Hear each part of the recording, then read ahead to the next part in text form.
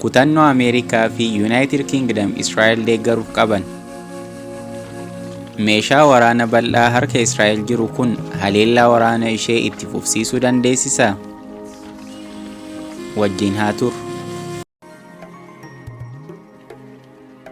Hordoftootaa fi dhaggeeffattoota keenya qaqqaalii, nageenyaa fi jaalalli keenya bakka jirtanitti isin haa dhaqqabu.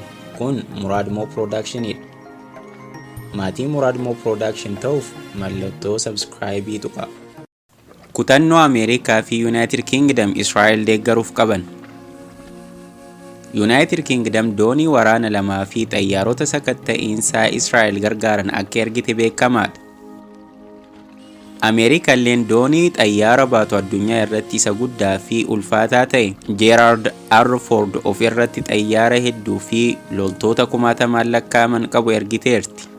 Akkasumas waan Israa'el barbaachisu hunda dhiyeessuuf qophii akka taatee fi humni ishee yoo waamame bobba'uuf qophii ta'uu ibsiteerti. Gaafiin amma jiru meeshaan waraana bal'aa harka Israa'el jiru kun haleellaa waraana ishee itti fufsiisuu dandeessisaa kan jedhudha. Dhugaan lafa irra jiru meeshaaleen waraanaa Israa'el hedduun humnoota Falasxiiniin barbadaa'uu isaatu mul'ata.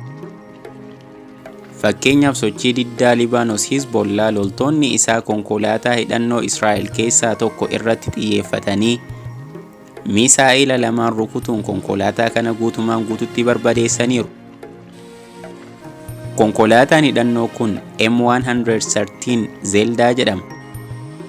M113 Zeldaan bara 1960moota keessa Ameerikaadhaan hojjetame. Innis loltoota gara dirree waraanaa geessuu fi deebisuuf kan qophaa'edha. Cimina hedduu qaba, isaan keessaa akkaataa teessuma lafaa hundaaf mijataa kan ta'ee fi geejjiba qilleensaan socho'uu isaati. M113 kun fooyya'insa hedduutu godhameef kanneen akka meeshaa balaa dandamachuu, farra dhukaasa taankii boombii IED fi farra dhukaasa qawwee fooyya'insa godhameef irraayi. Konkolaataan hidhannoo kun waraana Veetnaam keessatti waraanni Ameerikaa haleellaaf bakka diinaa cabsuu fi weeraruuf konkolaataa hidhannoo kana baay'ee itti fayyadamee ture. Yeroo ammaa kanatti humni ittisaa Israa'el M113 versionii fi diizaayinii adda addaatiin hojjeteera. Waraana Yom Kippur bara 1973 taasifame irratti waldhabdee kibba Libaanos bara 1977 irratti jalqaba haleellaa Gaazaa bara 2014 irratti hirmaateera. Haa hirmaatu malee dhugaan jiru konkolaataan hidhannoo kun yeroo baay'ee dirree waraanaa irratti mo'amuun isa mudateera. Waraanni Israa'el taankii lolaa gurguddaa Markava 4 jedhamu hanga 14 dhabe jedhama. Akka gabaasa miidiyaaleetti waraanni Israa'el taankii kana kan dhabe yeroo buufata waraanaa kibba Israa'el irratti haleellaa humnoota Hamaas fudhateeni. Tokko tokkoon gatii kanaa doolaara Ameerikaa miliyoona 5dha. Gabaasni jalqabaa miidiyaa hawaasaa irratti naanna'e taankiin Israa'el Markava 4 kan jedhamu rokkeettii Falasxiiniin dhahamee gubachuu kan agarsiisudha. Hamaas viidiyoo biraa yeroo muraasa booda gadhiise. Innis yeroo rokkeettiin isaa taankii Markava 4 rukutu agarsiisudha. Akkasumas suuraa Markava 4 tulluu gubbatti yeroo barbadaa'u miidiyaa hawaasaa irratti naanna'ee jira. Taankiin Israa'eliin hojjetame kun hedduun isaanii barbadeeffamuun waraana Israa'el baay'ee kan qaanessedha.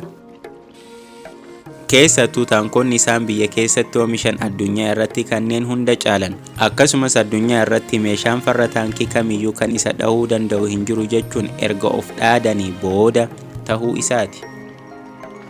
Dhugaa dubbachuuf taankiin Markava 4 yeroo baay'ee taankii akka M1A2 SEP Abrams, K2 Black Panther, Leopard 2, Armata fi Challenger 2 waliin wal bira qabuun madaalama. Hamaas akka ibsetti rokkeettota RPG'ootaa fi qola farra taankii 105mm kan jedhaman Birgeediin Al-Qassam yeroo Al-Aqsaa Fuluud yookaan lola Al-Aqsaa fayyadamuun taankii Israa'el Markava 4 balleessuu ibseera. Viidiyoon biraa RPG PG-70 kan Iraaniin hojjetame yeroo Markava 4 barbadeessu mul'ata. Kan nama ajaa'ibsiisu Hamaas barruulee akkaataa taankii Israa'el itti balleessan bal'inaan ibsu loltoota isaaf raabseera. kun kallattiin lakkoofsi taankii Israa'el barbadaa'e baay'ee ta'uu fi dhiisuu isaa ammallee hin mirkanoofne. Kana malees Israa'el konkolaataa tooftaa Humvee Vehicle jedhamu 10 ol akka dhabde gabaafameera. Konkolaataan kun biyya Ameerikaatti hojjetame. Humveen yeroo waraana galoo galaana bara 1991tti fayyadama bal'aa kan kenne yoo ta'u, lafa gammoojjii qormaata ta'e keessa darbuu akka danda'u mirkaneesseera. Konkolaataan kun biyyootaa fi dhaabbilee biroo hedduun kan itti fayyadamanidha. Israa'el konkolaataa kana hanga 2,000 qabdi. Konkolaataan kun waldhabdee Falastiin qofa irratti miti kan barbadaa'e. Iraaq magaalaa Mosul keessatti garee ISIS waliin yeroo lolan konkolaataan Humvee 2,300 ol ta'u kan Ameerikaan dhiyeessite akka barbadaa'ee himama. Konkolaataan biraa loltoota Falastiniin qabame konkolaataa MDT David Light Armored jedhamudha.